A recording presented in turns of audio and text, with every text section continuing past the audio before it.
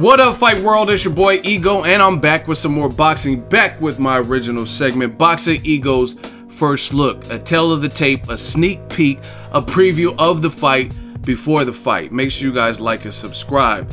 Now, this is an awesome doubleheader. You have as a co-main event, which to me, this could have been a main event on Showtime. Jermall Charlo, Lions Only versus Julian J-Rock Williams. His #1 mandatory. That's Charlo. He's a champion, and he just is coming off the Austin Trout fight. His mandatory, which is Williams. This is a fight, it took a little while to manifest and come into fruition, but it's here now. Richard Schaefer is back in boxing. Floyd Mayweather gave Schaefer a lot of props while he was working with Golden Boy. He says, in Mayweather's words, Schaefer is the real Golden Boy. That's the guy he works with, and why he was doing business with Golden Boy. He had to sit out after he left Golden Boy due to a contract limitation, basically. And Schaefer, that time has elapsed, and he's back in boxing, and this is his first card. Main evented by Abner. He's challenging champion, featherweight champion, Jesus Cuellar, big puncher. I got a tale of the tape, first look on that too. Make sure you check it on the channel. Now, I'm really looking forward to this. Again, this is a good fight. Julian J-Rock Williams, he's hungry. He's from Philly. He's been trying to get this opportunity, a big name, like somebody in prime, undefeated, and the time is now. It's either put up or shut up, and we're going to see which one of these two guys emerges as the victor. Now, this fight, I didn't know if it was going to happen. I was at the Charlo's last fight. It was a triple header, headlined by Edislandi Lara, Vanes Matarosen. Rematch, I covered that fight live, and Jermall Charlo was there. He fought Austin Trout.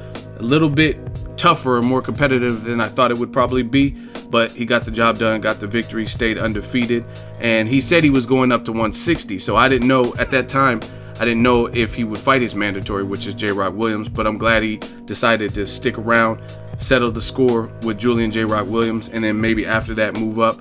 And that'll be, to me, that's a step in the right direction to solidify your work at 154 before moving up. You know what I'm saying? Like, it would look like you're avoiding Julian J-Rock Williams if you would have just moved up, and that wouldn't have been a good look.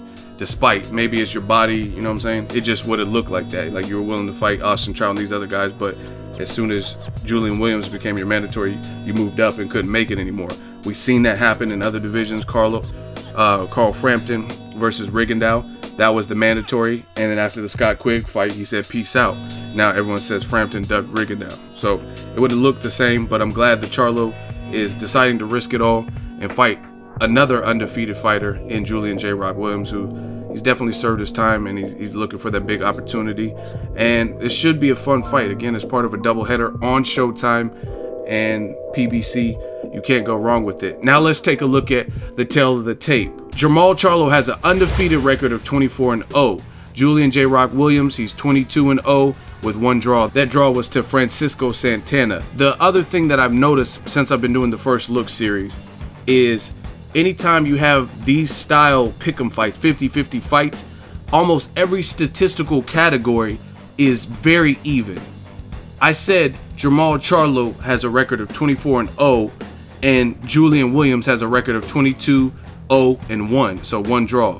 So one guy has 24 fights, the other guy has 23 fights. You look at the age, identical. They're both 26 years old, height very close. Jermall Charlo a bit taller. He's listed at 6 foot. Julian J-Rock Williams listed at 5'11", still pretty tall. Taller than like other people in the division like Canelo's and whatnot. The fight is taking place at 154 pounds, junior middleweight, and again the reach very close. Charlo has a longer reach at 73.5 inches and a half-inch shorter arms. Julian J-Rock Williams at 72.5. These are the fights that I love because they could really go either way. Jermall Charlo at this level, he has probably more big fight experience, but J-Rock is very hungry.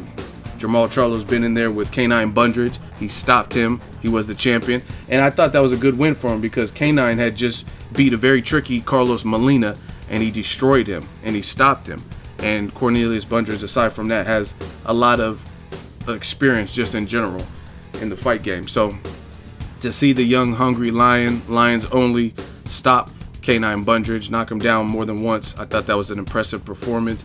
Then he fought Austin Trout, who's another veteran in the division, And then Julian J-Rock Williams, he had a no contest with Hugo Centeno Jr., but by far this will be his biggest name on his resume. So it's going to be like Highlander. There could be only one. Who do you guys think will win? This is an evenly matched fight statistically on paper.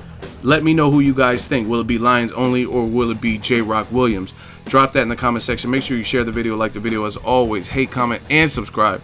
Till next video, it's Ego signing off. So if you enjoyed this video and want more content like this on the channel, you can show your appreciation by going to the PayPal donate button or the YouTube support button. And you can donate any amount that you feel is equivalent to the value of this video. Much more to come. Thank you guys for your support. Boxing Ego, the future of boxing.